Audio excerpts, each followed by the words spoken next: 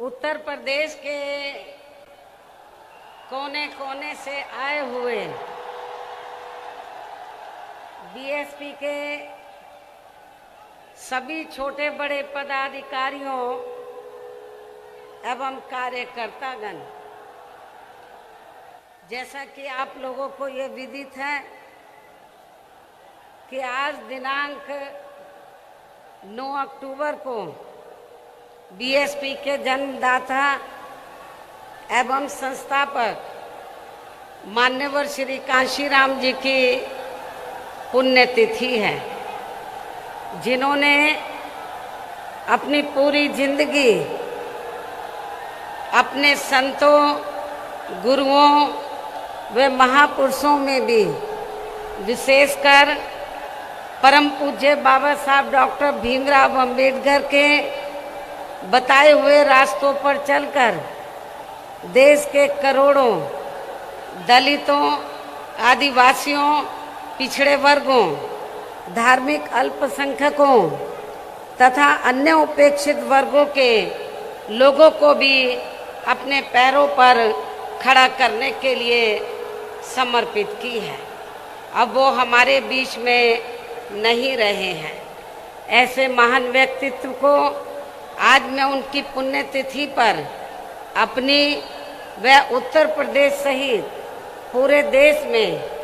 Party से जुड़े सभी लोगों की तरफ से भी पूरे तहे दिल से इनको श्रद्धा सुमन अर्पित करती हूँ तथा नमन भी करती हूँ। साथ ही यूपी व देश के अन्य राज्यों में भी इनके अपार अनुयायी जिस भी रूप में आज इनकी पुण्यतिथि का कार्यक्रम आयोजित करके इनको अपने श्रद्धा सुमन अर्पित कर रहे हैं, उनका भी मैं अपनी व पार्टी की ओर से आभार प्रकट करती हूँ। और अब मैं इस मौके पर आप लोगों का ध्यान खासकर यूपी, उत्तराखंड व पंजाब स्टेट में कुछ ही महीनों के अंदर एक साथ होने वाले विधानसभा चुनाव को विशेष ध्यान में रखकर कुछ जरूरी बातों की तरफ दिलाना चाहती हूँ। जिन इन तीनों राज्यों में हमारी पार्टी पूरी तैयारी व दमदारी के साथ ये चुनाव लड़ रही है, जिसे मद्देनजर रखते हुए अब मैं सबसे पहले कमजोर एवं उपेक्षित वर्गों के लोगों को ये कहना जरूरी समझती हूँ कि बाबा साहब डॉक्टर भीमराव अंबेडकर ने भारतीय संविधान के बनने के बाद विशेषकर इन वर्गों के लोगों को ये कहा था कि मैंने काफ़ी संघर्ष एवं अथक प्रयासों से अपने इन वर्गों के लोगों को जिंदगी के हर पहलू में आगे बढ़ने के लिए भारतीय संविधान में कानूनी अधिकार तो जरूर दिला दिए हैं, लेकिन उनका सही व पूरा लाभ लेने के लिए इन्हें केंद्र में नहीं बल्कि 4 बार सरकार बनाने का मौका मिला है। और इस दौरान वैसे तो हमने यहाँ सर्व समाज के हितों का पूरा ध्यान रखा है, लेकिन सभी मामलों में प्राथमिकता पहले हमने यहाँ सर्व समाज में से उन गरीब, कमजोर एवं उपेक्षित वर्गों के लोगों को दी है, जिनकी यहाँ जातिवादी, संकीर्ण व पूंजीवादी मानसिकता रखने वाली पार्टियों की रही सरकारों में काफ़ी ज़्यादा उपेक्षा की गई है। साथ ही इनकी सरकारों में उपेक्षित रहे अपने सभी संतों, गुरुओं व महापुरुषों आदि को भी हमने पूरा आदर सम्मान दिया है। इसके साथ साथ हमारी पार्टी की रही सरकार ने यहाँ सर्व समाज में से विशेषकर गरीबों, मजदूरों, बेरोजगारों, किसानों, छोटे व्यापारियों, कर्मचारियों, वकीलों एवं अन्य मेहनतकश लोगों के साथ साथ छात्रों, युवाओं, महिलाओं व बुजुर्गों आदि के हितों में भी अनेकों ऐतिहासिक कार्य किए हैं तथा प्रदेश का हर स्तर पर काफी विकास भी किया है, जिनको सत्ता परिवर्तन होने पर अब विरोधी लोग किसी न किसी रूप में अधिकांश उन्हीं को ही भुना रहे हैं। और अब तो केंद्र व अन्य राज्यों की भी सरकारें इनकी काफी नकल कर रही हैं। इसके साथ ही यहाँ बिगड़ी हुई कानून व्यवस्था को भी काफी हद तक सुधारा गया है। इतना ही नहीं बल्कि जब यूपी में सन 2007 में पहली बार यहाँ बीएसपी की अकेले ही पूर्ण बहुमत की सरकार बनी थी, तो तब फिर हमने यहाँ प्रदेश व यहाँ की आम जनता का काफी युद्ध स्तर पर चौतरफा विकास व उद्धार आदि किया था। यहाँ बेहतरीन कानून व्यवस्था भी दी थी, जिसकी पूरे देश में काफी सराहना भी की गई थी। लेकिन ये सब यहाँ हमारी विरोधी पार्टियों को अच्छा नहीं लगा और इसके बाद तब से यहाँ सभी जातिवादी, संकीर्ण व पूंजीवादी पार्टियां अंदर अंदर एकजुट होकर व किस्म किस्म के हथकंडे आदि इस्तेमाल करके बीएसपी को सत्ता में आने से रोकने में लगी हैं, जिसकी खास वजह से ही पिछले 2 विधानसभा आम चुनावों में हमारी पार्टी यहाँ सत्ता में आसीन नहीं हो सकी है। लेकिन इस दौरान चाहे यहाँ सपा सत्ता में रही हो या बीजेपी सत्ता में आसीन है, किंतु यहाँ की जनता इन दोनों सरकारों में काफी ज्यादा दुखी रही है, ये भी सर्वविदित है। और अब प्रदेश की जनता बीएसपी के शासनकाल को ही याद कर रही है और यहाँ सत्ता परिवर्तन करने के लिए काफी हद तक अपना मन भी बना चुकी है। और ऐसे में अब इस बार यहाँ बीएसपी की सरकार बनना लगभग तय है, जिसके लिए पार्टी के लोगों को अभी से ही यहाँ सभी विरोधी पार्टियों के साम दाम दंड भेद आदि हथकंडों से भी जरूर सावधान रहना है। हालांकि अभी तक इन्होंने जिन जिन हथकंडों को भी इस्तेमाल किया है तो उनके बारे में मैं पार्टी के लोगों को समय समय पर काफी हद तक सजग भी करती रही हूँ, किंतु फिर भी इस संबंध में सावधानी के तौर पर यहाँ मैं आप लोगों को ये कहना जरूरी समझती हूँ कि यहाँ प्रदेश में कुछ ऐसी भी छोटी छोटी पार्टियाँ व संगठन आदि हैं जो अकेले या फिर गठबंधन करके भी ये चुनाव लड़ सकते हैं। इनका मकसद कोई चुनाव जीतना नहीं होता है, बल्कि अपने स्वार्थ में पर्दे के पीछे से खासकर सत्ताधारी पार्टी को फायदा पहुंचाने के लिए ही होता है। और फिर ये लोग उन्हीं के हिसाब से अपने उम्मीदवार भी चुनाव में खड़ा करते हैं। इसलिए ऐसी पार्टियों व संगठनों को अपनी जात बरादरी व रिश्ते नातों आदि के भी चक्कर में पड़कर इन्हें अपना वोट देकर कतई भी खराब नहीं करना है, वरना फिर से यहाँ बीजेपी सत्ता में वापस आ सकती है। इसके साथ ही प्रदेश में एक पार्टी तो ऐसी भी है जो दूसरी पार्टियों के स्वार्थी व टिकटार्थी किस्म के लोगों को अपनी पार्टी में शामिल करा के अपने कुनबे व परिवार आदि को बढ़ाने में लगी रहती है, जिसके शासनकाल में यहाँ की जनता खासकर कानून व्यवस्था के मामले में काफी ज्यादा दुखी रही है। ऐसी पार्टी के बहकावे में भी आप लोगों को कतई भी नहीं आना है। इसके साथ ही चुनाव घोषित होने से कुछ समय पहले वे वोट पड़ने तक भी हमारी पार्टी को नुकसान पहुंचाने के लिए या खासकर जातिवादी मीडिया या फिर बीएसपी के विरुद्ध प्रायोजित किया गया मीडिया भी बीएसपी की स्थिति को जानबूझकर काफी कमजोर करके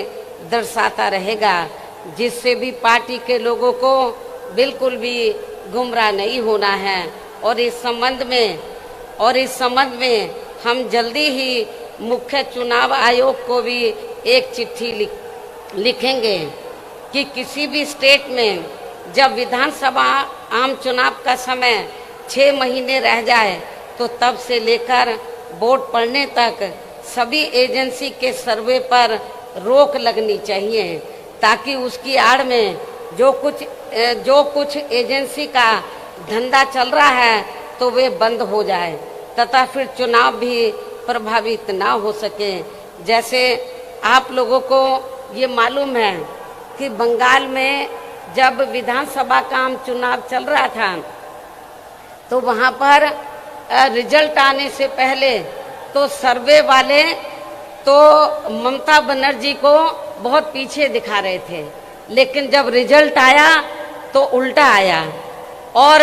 जो सत्ता के सपने देख रहे थे तो वो बाहर हो, वो उनका सपना चकनाचूर हो गया और ममता बनर्जी तो भारी बहुमत से वहाँ सत्ता में पुनः वापस आ गई। इसलिए आप लोगों को ये जो सर्वे वगैरह है इनके बहकावे में कतई नहीं आना है। इतना ही नहीं बल्कि अब तो चुनाव के नज़दीक बीजेपी की केंद्र व यूपी की सरकार यहाँ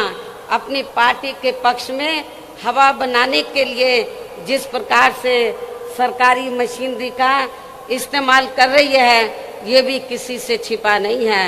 हो सकता है कि जब इससे भी इनका काम चलने वाला नहीं है तो तब फिर ये पार्टी आखिर में इस चुनाव को किसी भी मामले में हिंदू मुस्लिम सांप्रदायिक रंग देकर तथा उसकी आड़ में भी राजनीतिक फायदा उठाने का पूरा प्रयास कर सकती है। उसे भी ध्यान में रखकर आपको ये चुनाव लड़ना है। इसके साथ साथ आजकल ये बात भी काफ़ी चर्चा में है कि इस बार चुनाव में बीजेपी अपने बड़े बड़े पूंजीपतियों व धन्ना सेठों आदि से काफ़ी धन खर्च कराने वाली है, जिनके हिसाब से ही ज़्यादातर नीतियां बना के ये लोग अपनी सरकार चलाते हैं, जिसकी खास वजह से ही अब पूरे देश के किसान केंद्र सरकार के बनाए गए तीनों कृषि कानूनों को लेकर अभी तक भी काफ़ी आक्रोशित व आंदोलित भी हैं और अब तो आंदोलित किसानों का काफ़ी ज़्यादा शोषण व उत्पीड़न भी किया जा रहा है। और इस मामले में लखीमपुर खीरी की घटना इसका ताज़ा उदाहरण भी है। इसके अलावा अब ये पार्टी चुनाव घोषित होने के नज़दीक व चुनाव के दौरान भी यहाँ खासकर कोरोना नियमों की आड़ में हमारी पार्टी के लोगों को भी काफ़ी परेशान कर सकती है, जिसे भी ध्यान में रखकर पार्टी के लोगों को इस चुनाव में कोरोना नियमों का जरूर पालन करते रहना है। वैसे भी इस मामले में अभी सावधानी बरतते रहना ही आपके स्वास्थ्य व पार्टी के भी हित में बहुत ज़रूरी है। इसके साथ ही इस संदर्भ में सावधानी के तौर पर यहाँ मैं आप लोगों को ये भी कहना चाहती हूँ कि आज़ादी के बाद देश के अन्य राज्यों की तरह यहाँ आपके यूपी में भी काफ़ी वर्षों तक ज़्यादातर कांग्रेस पार्टी ही सत्ता में आसीन रही है। यही स्थिति केंद्र में भी थी, लेकिन कांग्रेस पार्टी की जातिवादी व पूंजीवादी सोच होने के कारण उस समय कांग्रेस पार्टी की रही सरकार में सभी जाति व धर्मों में से जो लोग अपने खुद के इस प्रदेश में रोटी रोजी नहीं मिलने के कारण उसकी तलाश में व मजबूरी में यहाँ से बड़ी संख्या में अपनी रोटी रोजी के लिए पलायन करके दूसरे राज्यों में चले गए थे। तो उनमें से इस बार अधिकांश लोग कोरोना काल में वहाँ से पलायन करके फिर से अपने खुद के प्रदेश यूपी में वापस आ गए थे और लगभग यही स्थिति कुछ और राज्यों में भी हमें देखने के लिए मिली है। किंतु इनके लिए यूपी में भी आकर अति दुख की बात ये रही कि यूपी की वर्तमान भाजपा सरकार ने ना तो इनकी रोजमर्रा की ज़रूरतों को पूरा किया तथा ना ही इनको रोटी रोजी के साधन देकर इन्हें यहाँ स्थापित करने का भी कोई प्रयास किया है, जिससे दुखी होकर तब ये लोग यूपी से लॉकडाउन के हटते ही यहाँ से पुनः पलायन करके अपनी रोटी रोजी के लिए फिर से दूसरे राज्यों में वापिस चले गए। इसके साथ ही यहाँ अति दुख की बात ये भी रही कि उस समय यूपी में कोरोना से जिन लोगों की मृत्यु हो गई थी तो उनके दाह संस्कार के लिए भी यहाँ की भाजपा सरकार ने लकड़ी तक का भी कोई उचित प्रबंध नहीं किया था, जिसके कारण फिर बड़ी संख्या में इनके शव यहाँ गंगा यमुना नदी नालों आदि में बहते हुए हमें नजर आए हैं। इससे इनके संस्कारों का भी काफी कुछ पता चलता है। इतना ही नहीं बल्कि उस दौरान इनके प्रति अन्य पार्टियों का भी रवैया लगभग एक जैसा ही हमें देखने के लिए मिला है। और इस मामले में वैसे आप लोगों को ये मालूम है कि खासकर यूपी व बिहार के जो गरीब एवं बेरोजगार लोग अपनी रोटी रोजी के लिए बड़ी संख्या में दिल्ली व महाराष्ट्र के मुंबई में जाकर बस गए थे, तो ये लोग कोरोना काल में वहाँ की सरकारों की रही अनदेखी की वजह से ज़्यादातर पलायन करके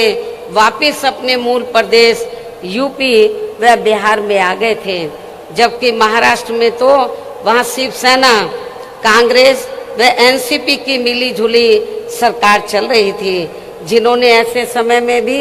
इनके वहाँ ठहरने व खाने आदि की कोई भी उचित व्यवस्था नहीं की थी। और अब इन पार्टियों के लोग यहाँ यूपी में होने वाले विधानसभा चुनाव में अपने वोट की खातिर किस्म किस्म की लंबी चौड़ी बातें कर रहे हैं। इसके साथ साथ उस समय ओबीसी की पार्टी ने भी यहाँ यूपी में आकर ऐसे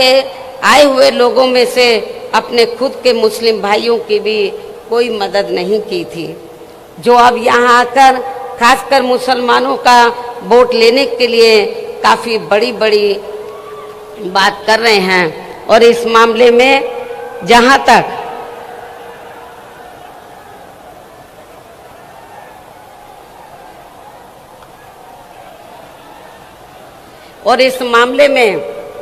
जहाँ तक दिल्ली से यूपी के लोगों का जबरदस्त पलायन करने का सवाल है,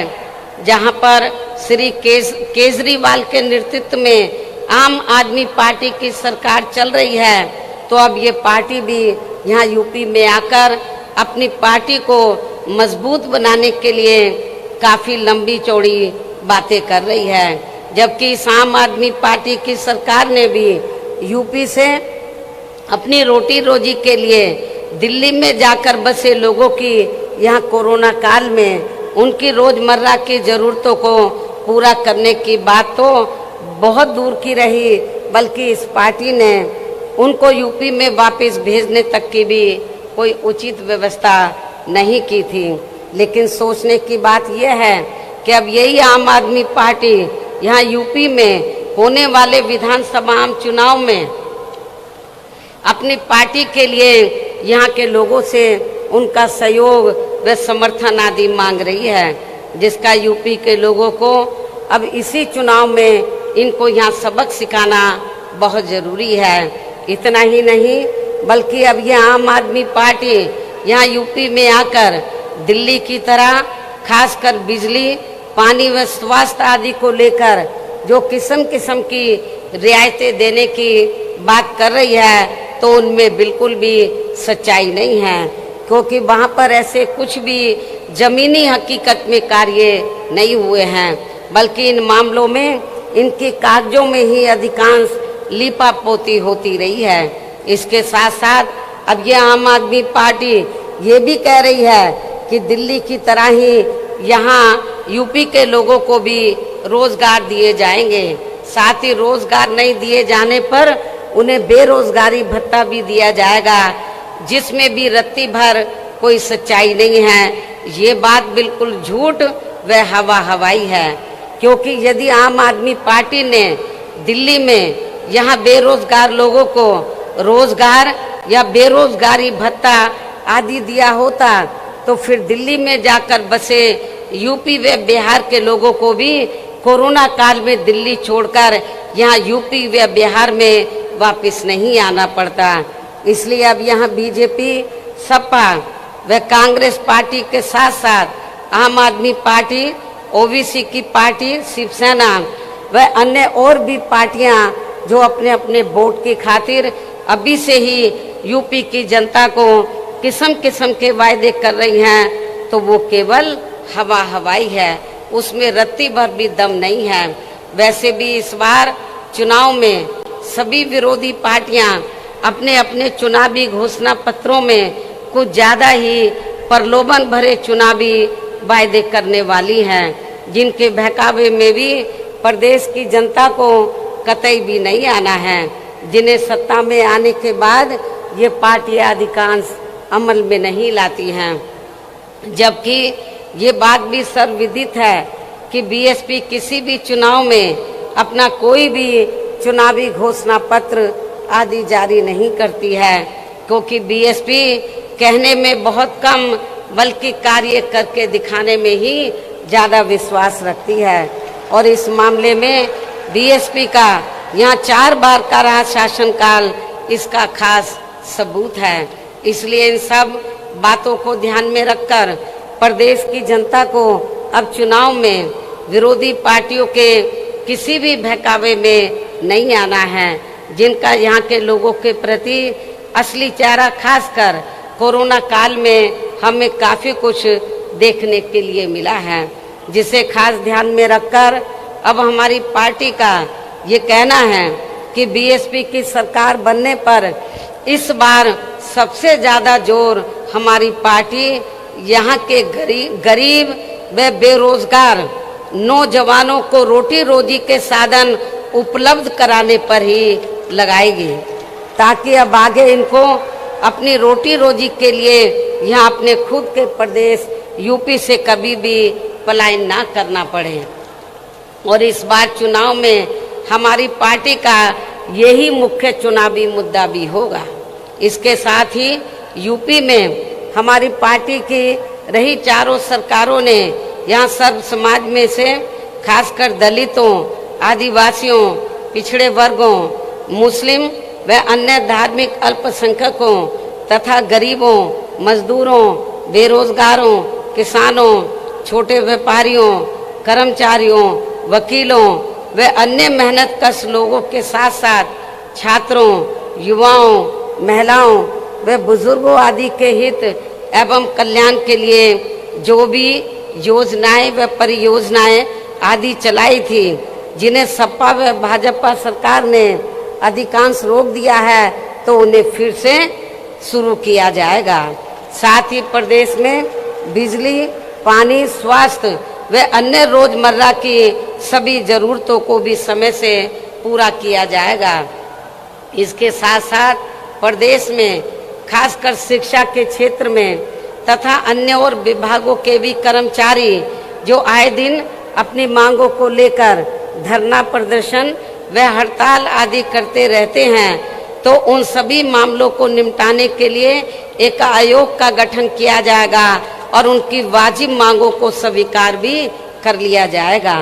साथ ही प्रदेश के जो भी क्षेत्र अति पिछड़े हैं, तो उन्हें प्राथमिकता के आधार पर विकसित किया जाएगा। इसके साथ साथ डॉक्टर अंबेडकर ग्राम विकास योजना एवं मान्यवर श्री कांशीराम जी शहरी समग्र विकास योजना को भी पुनः चालू करा के यहाँ गांवों व शहरों को फिर से विकसित किया जाएगा, जिनकी हालत अब यहाँ काफ़ी ज़्यादा खराब हो चुकी है। प्रदेश में अयोध्या, वाराणसी, मथुरा व अन्य सभी धार्मिक स्थलों पर लोगों की सुविधा के लिए बीएसपी की सरकार के पद चिन्हों पर चलकर वर्तमान भाजपा सरकार ने अभी तक जो भी कार्य शुरू किए हैं, तो वे अभी पूरे नहीं हुए हैं, तो उन्हें बदले की भावना से रोका नहीं जाएगा बल्कि पूरा कराया जाएगा। इसके अलावा प्रदेश में सरकार बनने पर पहले नए हॉस्पिटल, मेडिकल कॉलेज एवं शिक्षण संस्थान आदि नहीं बनाए जाएंगे, बल्कि पहले से जो बने हैं, जिनकी काफ़ी दयनीय हालत हमें कोरोना काल में देखने के लिए मिली है, तो उन्हें पहले सुधारा जाएगा। इसी प्रकार प्रदेश में सड़कें व पुल आदि भी नए बनाने से पहले यहाँ पुरानी सड़कों व पुलों आदि को ही ठीक किया जाएगा, ताकि कोई जनहानि ना हो सके। साथ ही प्रदेश के विकास व जनहित में केंद्र एवं स्टेट की अभी तक जो भी सही योजनाएं चल रही हैं, तो उन्हें विरोधी पार्टियों की तरह बदले की भावना से रोका नहीं जाएगा। इसके साथ ही सपा व भाजपा सरकार की तरह दूसरी सरकारों के किए गए कार्यों के नाम बदलकर ये भी नाटक नहीं किया जाएगा। कहने का तात्पर्य ये है कि प्रदेश में सपा व भाजपा सरकार के सभी कार्यों की ईमानदारी से समीक्षा की जाएगी। जो कार्य सही व जनहित में हैं, तो उन्हें जरूर आगे बढ़ाया जाएगा, अर्थात रोका नहीं जाएगा। इसके अलावा मेरी सरकार में वर्तमान भाजपा सरकार की तरह कानून व्यवस्था का सुधार केवल कागजों व मीडिया आदि में नहीं, बल्कि जमीन पर ही लोगों को हकीकत में होता हुआ नजर आएगा। खासकर सपा सरकार में जो गुंडे, बदमाश व माफिया आदि खुलेआम जनता का शोषण व उत्पीड़न आदि करते हैं, तो वे मेरी सरकार में आपको जेल के बाहर नहीं, बल्कि जेल की सलाखों के अंदर ही नजर आएंगे, जहां उनकी असली जगह होनी चाहिए। इस प्रकार से प्रदेश में सर्वजन हिताय व सर्वजन सुखाय के लिए यहाँ हर स्तर पर प्रदेश की पूरी तस्वीर बदल दी जाएगी। इतना ही नहीं, बल्कि आज मैंने प्रदेश व आम जनहित में जो कुछ भी कहा है, और इससे पहले पिछले महीने दिनांक 7 सितंबर को प्रबुद्ध वर्ग के हुए समापन कार्यक्रम के दौरान भी जो कुछ भी कहा है, तो ये सभी कार्य यहाँ बीएसपी की सरकार बनने पर बिना पक्षपात एवं भेदभाव आदि के ही समय से पूरे किए जाएंगे। और इस मामले में विशेषकर किसानों, गरीब व कमजोर एवं असहाय लोगों की तथा यहाँ सर्व समाज में से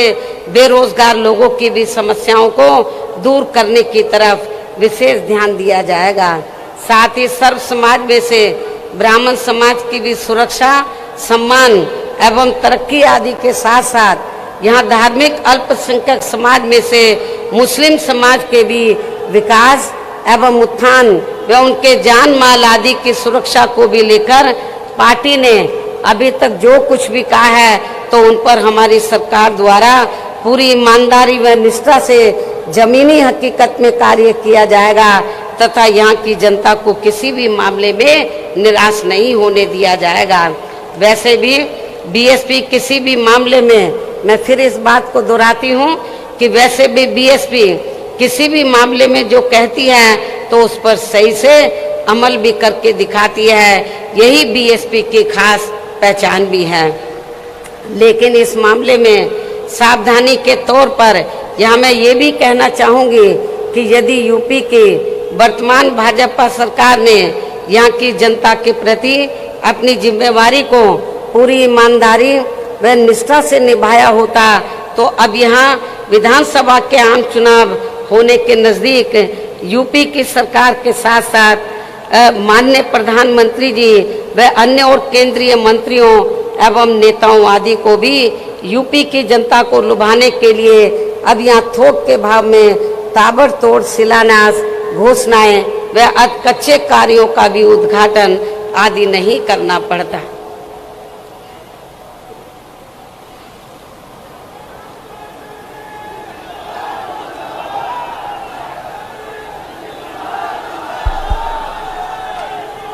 आवाज को ज्यादा मत खोलो। इसके साथ ही नाराज चल रहे किसानों को वे अपनी उपेक्षा को लेकर कुछ नाराज चल रही जातियों को भी साधने के लिए अब यहाँ इनको चुनाव के नजदीक खासकर जाट व गुर्जर आदि समाज के राजाओं की प्रतिमाएं लगाने व यूनिवर्सिटी आदि के भी नाम बेमन होकर नहीं रखने पड़ते, जबकि वास्तव में ये सभी कार्य बहुत पहले ही पूरे हो जाने चाहिए थे, जिनका अब सरकार के लोगों को यहाँ शिलान्यास नहीं बल्कि लोकार्पण व उद्घाटन आदि ही करना पड़ता। इसी प्रकार अब चुनाव होने के नजदीक इनको उन जाति के विधायकों को भी काफी दुखी मन से मंत्री आदि बनाना पड़ा है, जो जातियां इनकी कार्यशैली से काफी नाराज चल रही थी, जिससे भी इनको अब कोई खास लाभ मिलने वाला नहीं है। ऐसे में अब प्रदेश की जनता यूपी व केंद्र सरकार के भी आसानी से बहकावे में आने वाली नहीं है। और अब मेरा यही कहना है कि यदि आप लोग मेरी इन सब बातों को ध्यान में रखकर तथा हर प्रकार की सावधानी बरतते हुए ये चुनाव लड़ते हैं, तो फिर इस बार यहाँ बीएसपी की सरकार को बनने से कोई भी ताकत रोक नहीं पाएगी, अर्थात फिर यहाँ बीएसपी की सरकार जरूर बनेगी। और ऐसा हो जाने पर फिर यही आज पार्टी के लोगों की मान्यवर श्री कांशीराम जी के प्रति सच्ची श्रद्धा भी होगी। इस उम्मीद के साथ ही मैं आप लोगों को पार्टी के आगे के प्रोग्राम के बारे में ये भी बताना चाहती हूँ कि इसी महीने दिनांक 21 अक्टूबर सन 2021 से प्रदेश की प्रत्येक विधानसभा में उसके सभी सेक्टरों व पोलिंग बूथों आदि की बनी कमेटियों के सभी पदाधिकारियों को यहाँ विधानसभा चुनाव को खास ध्यान में रखकर उन्हें कैडर के जरिए हर स्तर पर तैयार व सजग करने का कार्य युद्ध स्तर पर पूरे प्रदेश में शुरू किया जाएगा। और ये कार्य पूरा होने पर फिर जरूरत अनुसार ही आगे का कार्यक्रम बनाया जाएगा। इसके साथ ही प्रत्येक विधानसभा वार कैडर का ये कार्य पार्टी के केवल पूरे मंडल को देख रहे मुख्य सेक्टर प्रभारियों व पार्टी के स्टेट एवं केंद्रीय वरिष्ठ पदाधिकारियों द्वारा ही लिया जाएगा। इतना ही नहीं बल्कि आपकी मदद के लिए पिछले महीने 7 सितंबर को व आज 9 अक्टूबर को भी मैंने खासकर यहाँ यूपी में होने वाले विधानसभा चुनाव को ध्यान में रखकर जो भी जरूरी बातें आप लोगों के सामने रखी हैं, तो उन्हें बुकलेट के जरिए भी हर विधानसभा में वहाँ के लोगों तक जरूर पहुँचाया जाएगा। और इस मामले में मैं ये भी कहना चाहूँगी, यदि मुझे ये लगा कि आप लोग मेरे आज दिए गए इस आदेश व निर्देश का सही से पालन नहीं कर पा रहे हैं, तो फिर मैं जरूरत महसूस होने पर पार्टी हित में प्रदेश की किसी भी विधानसभा में जाकर खुद उसका निरीक्षण भी कर सकती हूँ। इसलिए आपको ये कार्य पूरी ईमानदारी से ही करना है ताकि मुझे आपका इम्तिहान ना लेना पड़े। इसके साथ साथ यहाँ मैं ये भी कहना चाहती हूँ कि इसी पैटर्न पर चलकर उत्तराखंड व पंजाब स्टेट में भी पार्टी के लोग ये कार्य 21 अक्टूबर से ही शुरू करेंगे। इस प्रकार से आप लोग अपनी पूरी तैयारी के साथ इन तीनों राज्यों में यहाँ की सरकारों को सत्ता से जरूर बाहर करेंगे। अर्थात आप लोग उत्तर प्रदेश में व इससे लगे उत्तराखंड प्रदेश में भी अपनी पार्टी की सर्वजन हिताय व सर्वजन सुखाय की सरकार जरूर बनाएंगे। साथ ही पंजाब स्टेट में भी बीएसपी व अकाली दल गठबंधन की श्री सुखबीर सिंह बादल जी के नेतृत्व में यहाँ भी अपनी सरकार जरूर बनाएंगे। इस भरोसे के साथ ही अब मैं मान्यवर श्री कांशीराम जी की पुण्यतिथि के मौके पर केंद्र की सरकार से इनको भारत रत्न की उपाधि से सम्मानित करने की भी जोरदार मांग करती हूँ और इसके लिए इनसे ये विशेष आग्रह भी करती हूँ। हालांकि इस मामले में हमें ये मालूम है कि केंद्र में कोई भी जातिवादी सरकार जल्दी से हमारे दलित वर्ग के महान व्यक्तित्व को इस उपाधि से सम्मानित करने वाली नहीं है। और इस संदर्भ में बाबा साहब डॉक्टर भीमराव अंबेडकर का खास उदाहरण आप लोगों के सामने है। आप लोगों को मालूम है कि बाबा साहब ने तो देश का संविधान बनाया। और जब केंद्र में अंग्रेजों के जाने के बाद कांग्रेस सत्ता में आई, राज्यों में भी रही, तो कांग्रेस की जिम्मेवारी बनती थी कि बाबा साहब को भारत रत्न की उपाधि से सम्मानित करना चाहिए था। लेकिन कांग्रेस की केंद्र की सरकार ने बाबा साहब को भारत रत्न की उपाधि से सम्मानित नहीं किया। और नतीजा क्या हुआ, हमारे लोग इसके लिए काफ़ी संघर्ष करते रहे, लेकिन सफलता नहीं मिली,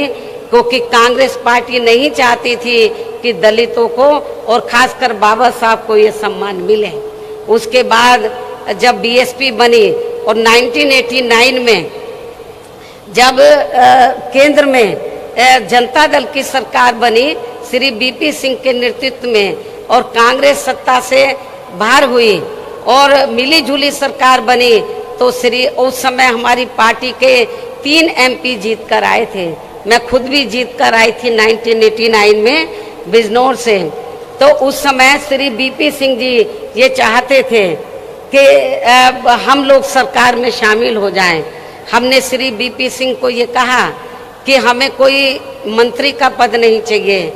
हम केवल 2 ही आपसे मांग कर रहे हैं, एक तो बाबा साहब को भारत रत्न की उपाधि से सम्मानित किया जाए और दूसरा मंडल कमीशन की रिपोर्ट लागू की जाए। तो श्री बीपी सिंह जी ने हमारी बात को मान लिया और श्री बीपी सिंह जी की सरकार में ही बाबा साहब को भारत रत्न की उपाधि से सम्मानित किया गया और पिछड़े वर्ग की मंडल कमीशन की रिपोर्ट लागू हुई। लेकिन ये बीजेपी को उस समय अच्छा नहीं लगा, जो आज जनगणना का भी विरोध कर रहे हैं ओबीसी का, और उन्होंने श्री बीपी सिंह की सरकार ज़्यादा दिन नहीं चलने दी और उनकी सरकार गिर गई। इसलिए अब चाहे ये पार्टी अर्थात कांग्रेस पार्टी, इसलिए कांग्रेस ने यदि ऐसा किया होता तो आज कांग्रेस की हालत ऐसी नहीं होती। इसलिए अब चाहे ये पार्टी अर्थात कांग्रेस पार्टी दलित को किसी भी स्टेट का मुख्यमंत्री व देश का प्रधानमंत्री तथा पार्टी का हेड भी क्यों ना बना दे, तो भी दलित वर्ग के लोग बाबा साहब का ये अपमान भूलने वाले नहीं हैं। इसके साथ ही पिछड़े वर्ग के व्यक्ति को भी ये सभी महत्वपूर्ण पदों पर भी क्यों ना रख लें, तो भी इस वर्ग के लोग कांग्रेस को जल्दी से माफ करने वाले नहीं हैं, जिसने केंद्र में अपनी सरकार के रहते हुए इनकी मंडल कमीशन की रिपोर्ट को लागू नहीं किया था। इसी प्रकार अब कांग्रेस पार्टी किसानों के मुद्दे की आड़ में खासकर सिख समाज को लुभाने के लिए कितनी भी नाटकबाजी क्यों ना कर ले, तो भी देश में सिख समाज के लोग कांग्रेस के राज में हुए सिख दंगों को आसानी से भुलाने वाले नहीं हैं। संक्षेप में अब मेरा यही कहना है कि केंद्र में जब तक जातिवादी सरकारें चलती रहेंगी, जातिवादी मानसिकता वाली सरकारें चलती रहेंगी, तो तब तक यहाँ दलित वर्ग के महान व्यक्तित्व को आसानी से भारत रत्न की उपाधि से सम्मानित नहीं किया जाने वाला है। लेकिन फिर भी हमारी पार्टी का मान्यवर श्री कांशीराम जी को ये सम्मान दिलाने का प्रयास हमेशा जारी रहेगा। वैसे भी किसी भी मामले में कांग्रेस में अन्य जातिवादी पार्टियों को भी यहाँ दलित, आदिवासी व पिछड़े वर्ग के लोग केवल इन्हें अपनी मुसीबत व मजबूरी आदि में ही याद आते हैं। ये सब हमें पिछले महीने पंजाब स्टेट में भी काफ़ी कुछ देखने के लिए मिला है। इसे भी हमारे लोगों को जरूर ध्यान में रखकर चलना चाहिए। इन्हीं जरूरी बातों के साथ ही अब मैं मान्यवर श्री कांशीराम जी की प्रतिमा पर अपने श्रद्धा सुमन अर्पित करती हूँ तथा मेरे बाद यहाँ भारी संख्या में आप ये देखो चारों तरफ भीड़ ही भीड़ है, और जितने लोग अंदर हैं इससे काफ़ी ज़्यादा लोग बाहर भी हैं। तो आप लोग अपने खुद के साधनों से चलकर, तो कल से आप लोग इधर आए हुए हैं, आपको जब मालूम पड़ा कि मान्यवर श्री कांशीराम जी की पुण्यतिथि के मौके पर मैं खुद यहाँ पर स्मारक स्थल पर पहुँचने वाली हूँ, तो मेरे मना करने के बावजूद भी आप लोग नहीं रुके और बड़े पैमाने पर आप लोग यहाँ पर लाखों लाखों की संख्या में इधर पहुंचे हैं। इसके लिए तो मैं आप लोगों की बहुत बहुत आभारी हूँ। और मुझे पूरा भरोसा है, खास तौर से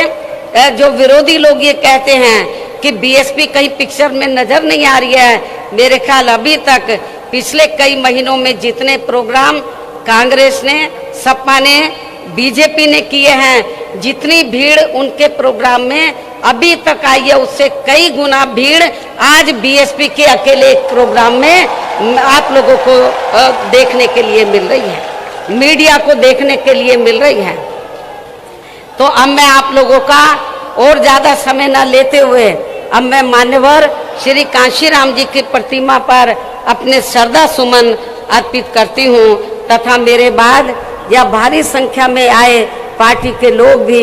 खासकर कोरोना नियमों का पालन करते हुए पूर्व की तरह ही पूरे अनुशासित तरीके से इनको अपने श्रद्धा सुमन अर्पित करके तब फिर अपने अपने जिलों में सावधानी पूर्वक वापिस चले जाएंगे और फिर ये लोग पार्टी के आज घोषित किए गए कार्य में पूरे जी जान से जुट जाएंगे। इस उम्मीद के साथ ही अब मैं आप लोगों से यही रजा लेती हूँ। जय भीम, जय भारत।